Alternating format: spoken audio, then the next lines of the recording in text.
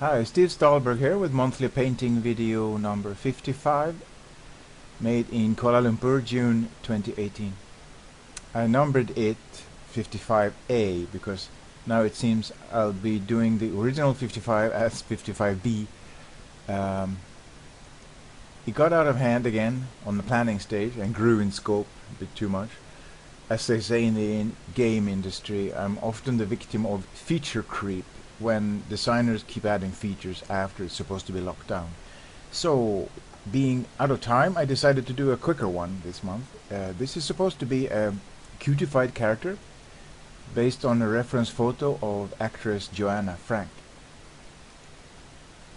which you can see here. It's this one here. So that's my reference.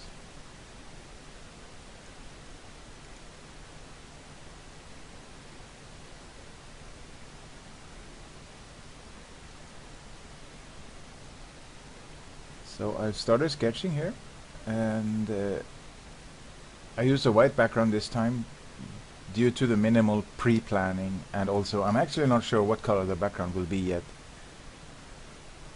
As you saw, the reference photo is black and white, so there's no help there.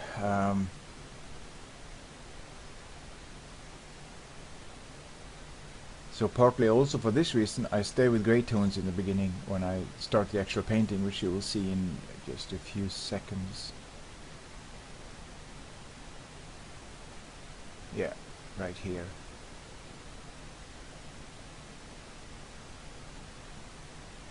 And I've started with an intermediate gray, of course, and then since there's a lot of black in this photo, she has black hair. I'm starting with black. There's actually not a lot of much lighter tones. I think already at this stage I think I have pretty much nearly covered most of the tonal range right now. Of course I'm gonna have to be more subtle and refine it much more, but basically if I zoomed out or if you squint at this now, it's actually quite similar to the photo at the moment.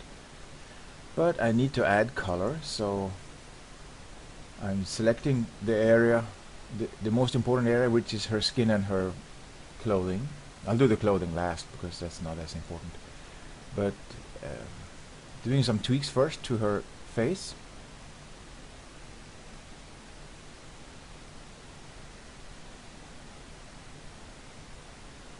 Cutting and doing surgery, cutting, pasting, moving stuff. You'll also see me using warp and liquefy.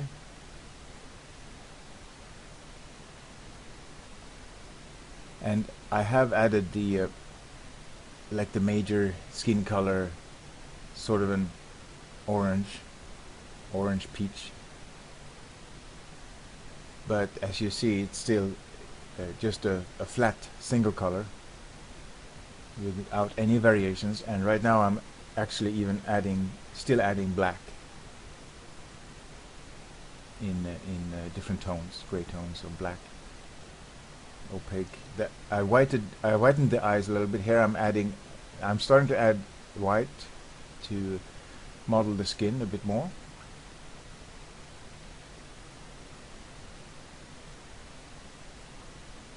What I usually do is I apply white a little bit too strongly, and here I'm liquefying. I apply it a bit too strongly, and then I color pick and undo, and then use the color pick tone, which will be like an intermediate color between the original one and the white that I applied, and then I use that intermediate tone to keep working on the highlights. And I'm still adjusting the drawing, so to speak, the basic construction.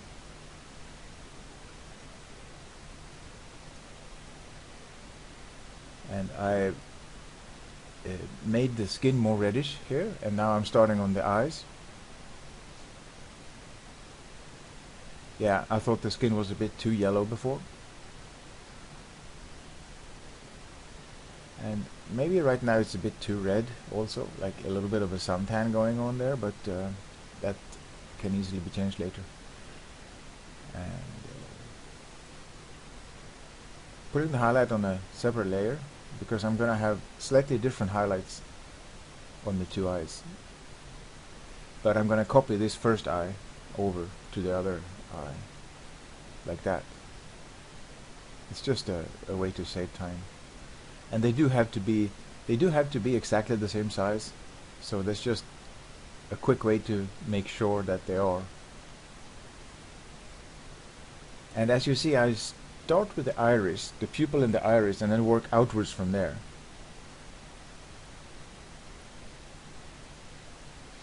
I don't start with the eyelashes.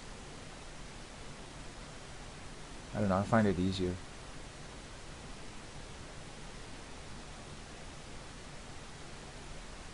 Because you know the iris is perfectly round, so it's, yeah, to me that's the easiest part of the eye to get right. You just use the Photoshop circular selection tool, and the only creative decision you have to make at that stage is the size of it, and you can actually change the size later if you leave it on the layer. And I have left them on a separate layer for now. Later I drop them down. And I'm back working on the highlights and the skin on the face.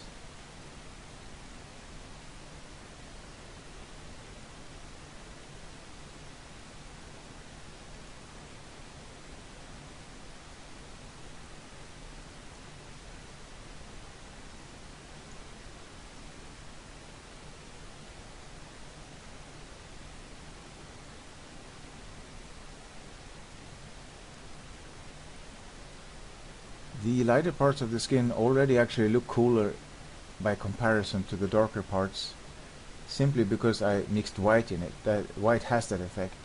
But later on you'll see me actually pushing that effect even more by adding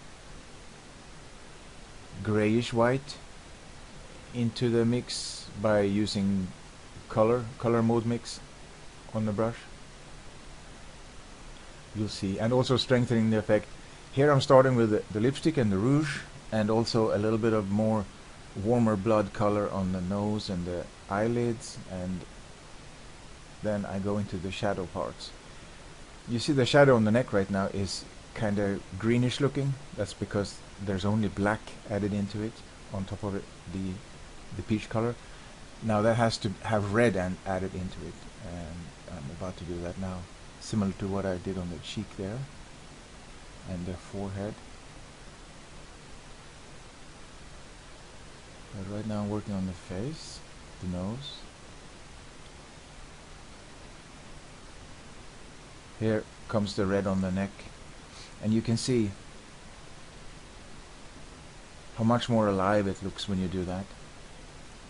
This is what skin color is all about. You have to be quite warm in the shadows and quite cool. It's difficult to say exactly how cool, how cold or warm the different hues have to be, but just start with a neutral color in the middle, like if it's a white person, kind of like peachy pink, middle tone, and then add white and black to that, and then like I did here, add red to the dark parts.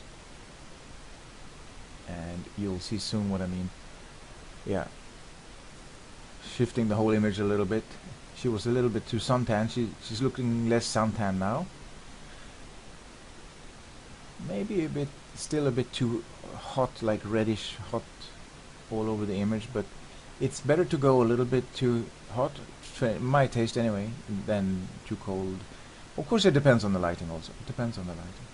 And also note that under the eyes, the lower eyelids, I'm keeping them, I'm being careful not to put red into those, because they are actually usually cooler in color. That particular shadow right there is usually cooler than, say for instance, the ears or the nose, other areas where there's a lot of blood visible, like fingertips, toes, elbows, knees. I'm refining the lips a bit here. You saw before I started they were quite rough, because I had only sketch them roughly from a distance at first. So we'll just zoom in and refine them like this. Careful not to sharpen the lips too much, because all the facial features have to be, usually most of them have to be slightly soft. Like even the eyes, the iris, soft outline, the pupil, a soft transition to the iris, all the edges in the eye, and the nose has to be soft too, and the edge of the lipstick has to be soft. It can't be 100% sharp.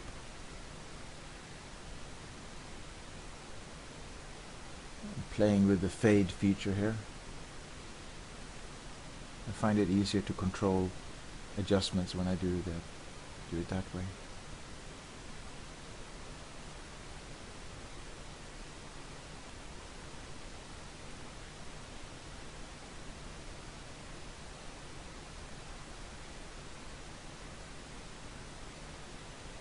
And going back to the eyes, adding a kind of a cool shadow to the outer rim of the iris. Like I just mentioned, the transition from the iris to the white of the eye, the sclera, has to be somehow not 100% sharp,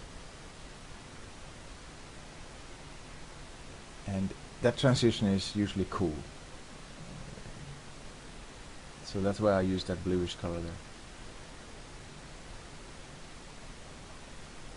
And the eyebrows, sharpening up quite simply by simply using a thinner brush in a close-up, and removing some of the original thicker brush that I put. It helps if your original first layer of sketching isn't very strong, like it's muted or faded. Then you can put your thinner marks in with a little bit more strength, a little bit more opacity. That way you don't have to completely repaint the whole thing, adjusting the lower half of the face here. Because it's just a big pain in the neck to have to completely redraw the whole face, first roughly, then more refined, and then maybe perhaps sometimes even a third time. Now here you see I'm using this cool colorization trick, and also warming up the nose tip even more, the shadow of the nose, the darker parts of the nose, just the lower part of the nose. The upper nose, like the nose bridge, doesn't need to be warmed up usually. There are cool parts of the face and warm parts of the face, but it also depends on where the light hits and how the light hits. The gradation between the shadow terminator, as I say. Now this picture doesn't have any terminator really in it. The terminator passes pretty much along the edge of the jaw and the chin. You can't really see it. It's difficult to see. So, but I did take extra care to try to warm up the edge of the jaw, the cheek, the edge of the chin. Not the whole chin, just the edge. And the hairline is visible right at the top of the forehead. That usually also turns out to be a bit warmer than everything else. I'm not sure why. Maybe it's because the light is filtered through the hair roots. Now I'm working on the hair here. And I added some, I started on the background and the blouse, and I decided finally I settled upon a choice for color choice, and decided for cool colors, which is kind of natural, kind of predictable, but you know, you usually want to set off the important part of the painting is her face, right? So you want to kind of contrast and set that off in a nice way, and cool colors will do that if the skin color is presented quite warm as it is here.